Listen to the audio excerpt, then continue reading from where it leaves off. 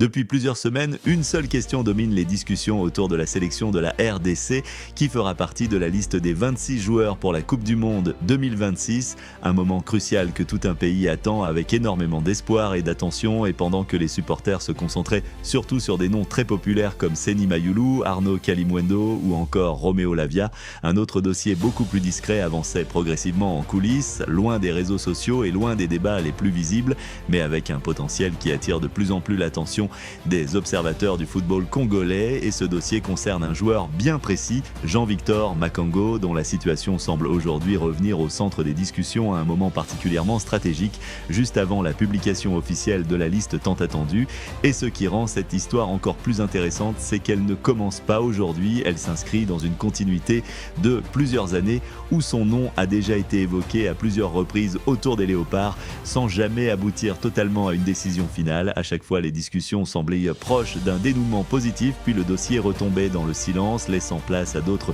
priorités. Mais aujourd'hui, le contexte semble différent, car à l'approche de la Coupe du Monde, les échanges auraient repris avec plus de sérieux et d'intensité, impliquant, selon plusieurs informations, des discussions avancées avec le staff technique de la sélection congolaise. Et même si aucune annonce officielle n'a encore été faite, un élément attire particulièrement l'attention, la possibilité d'un accord de principe entre le joueur et la fédération congolaise, une hypothèse qui change complètement la perception de ce dossier, car il ne s'agit plus simplement d'une rumeur isolée, mais d'une piste qui prend de l'ampleur au moment où chaque décision compte énormément pour construire un groupe compétitif. Et ce qui intrigue encore davantage, c'est le profil du joueur lui-même, car on ne parle pas ici d'un jeune talent en découverte ou d'un espoir à développer sur le long terme, mais d'un joueur déjà expérimenté dans le football européen, né en 1998 en France, formé dans un environnement exigeant et compétitif, ayant construit sa carrière progressivement à travers plusieurs clubs et expériences importantes, et aujourd'hui évoluant en Ligue 1 avec le club FC Lorient,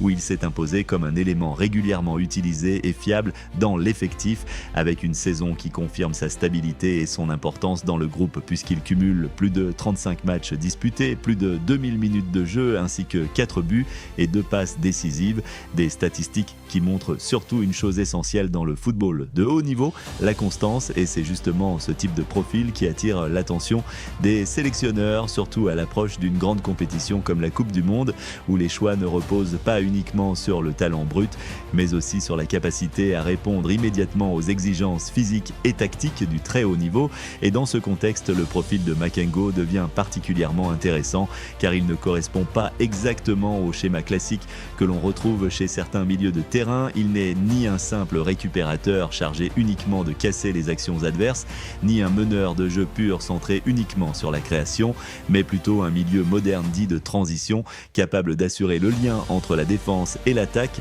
avec une capacité à casser des lignes balles au pied, à résister au pressing adverse et à accélérer les phases de jeu vers l'avant. Ce type de joueur est aujourd'hui très recherché dans le football moderne, car il apporte un équilibre précieux dans les matchs à haute intensité, notamment dans les grandes compétitions où les transitions rapides et les duels physiques font souvent la différence. Et lorsqu'on analyse plus précisément ses qualités, plusieurs éléments reviennent de manière constante. D'abord sa puissance dans les duels, ensuite sa capacité à progresser sous pression sans perdre la maîtrise du ballon, mais aussi sa mobilité entre les lignes qui lui permet de se rendre disponible dans différentes zones du terrain, et enfin sa polyvalence tactique, un atout majeur car il peut s'adapter à plusieurs systèmes de jeu, que ce soit dans un milieu à 2 où il peut jouer un rôle de relayeur avec projection offensive, ou dans un milieu à 3 où il devient un véritable lien entre les lignes, capable d'équilibrer l'équipe tout en apportant de la projection vers l'avant. Et c'est précisément cette flexibilité qui renforce l'intérêt autour de son profil, car dans une sélection nationale, surtout à l'approche d'une Coupe du Monde,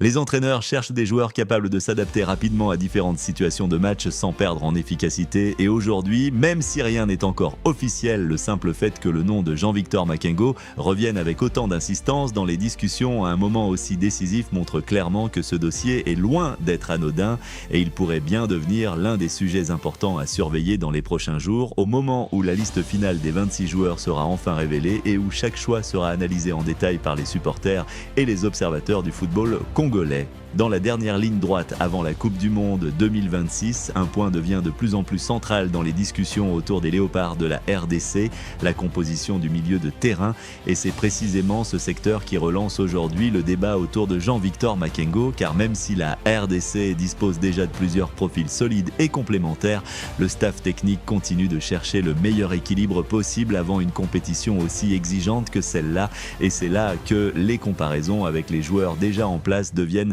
très révélatrices du projet en construction. Par exemple avec Galaël Moukau, un jeune talent qui impressionne par sa créativité, sa capacité à accélérer le jeu et sa qualité technique malgré son âge, mais dans ce duo de profils, Makengo se distingue surtout par un autre registre, celui de la maturité physique et de l'expérience acquise dans les grands championnats européens, ce qui apporte un poids différent dans l'entrejeu. Ensuite, face à Edo Kayembe, la comparaison devient encore plus claire sur le plan offensif, puisque Makengo se projette davantage vers l'avant et participe plus directement à la construction des actions dangereuses, ce qui peut offrir une autre dimension dans l'animation du jeu. Et quand on le met en face de Noah Sadiki, le débat devient beaucoup plus équilibré, car Sadiki présente des qualités tactiques et défensives très intéressantes, mais Makengo conserve un avantage dans l'impact physique et surtout dans son expérience du très haut niveau professionnel. Enfin, face à des profils plus défensifs comme Samuel Mutusami ou Charles Piquel, la différence est encore plus nette, car Makengo n'est pas un joueur qui viendrait simplement faire le même travail qu'eux. Il apporterait une option complètement différente dans la rotation, avec un profil plus orienté vers la transition et la projection vers l'avant, ce qui signifie concrètement une chose importante: il ne viendrait pas remplacer un joueur existant, mais ajouter une solution tactique supplémentaire à disposition du sélectionneur Sébastien Desabre. Et dans une compétition longue, intense et imprévisible comme la Coupe du Monde, ce type de polyvalence peut faire toute la différence. Cependant, malgré tous ces arguments sportifs, un obstacle majeur reste encore présent, la situation administrative, car à ce jour, le nom de Jean-Victor Makengo n'apparaît toujours pas officiellement dans les dernières validations de changement de nationalité sportive publiées par la FIFA, et ce point est crucial, car même en cas d'accord verbal entre le joueur et la RDC, plusieurs étapes formelles doivent encore être respectées avant toute officialisation définitive, ce qui explique pourquoi le dossier continue d'alimenter autant de discussions et de spéculations, certains estimant que tout serait déjà presque finalisé en interne, tandis que d'autres pensent que le timing est trop serré pour une convocation immédiate. Mais dans tous les cas, le simple fait que son nom revienne avec autant de régularité montre clairement que la RDC continue d'affiner son projet sportif à l'approche de la Coupe du Monde,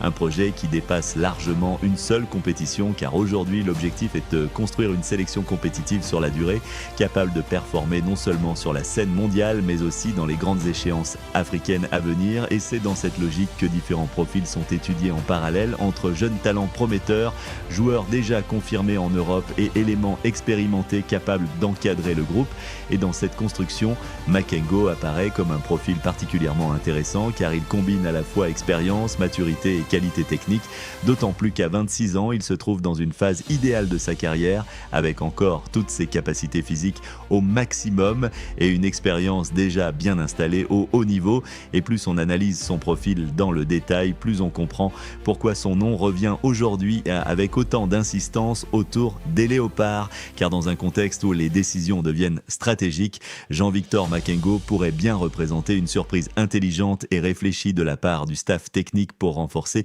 le milieu de terrain. Et si cela venait à se confirmer, cela enverrait aussi un message clair sur la nouvelle direction prise par la RDC, une sélection qui ne se limite plus aux noms populaires, mais qui cherche désormais des profils capables d'apporter un impact réel et concret sur le terrain. Et au final, une question reste ouverte et devient centrale dans les prochains jours: si Jean-Victor Makengo rejoint réellement les léopards, sera-t-il simplement une option de rotation dans le groupe, ou peut-il s'imposer comme un véritable titulaire dans le milieu de terrain de la RDC pour la Coupe du Monde 2026 ?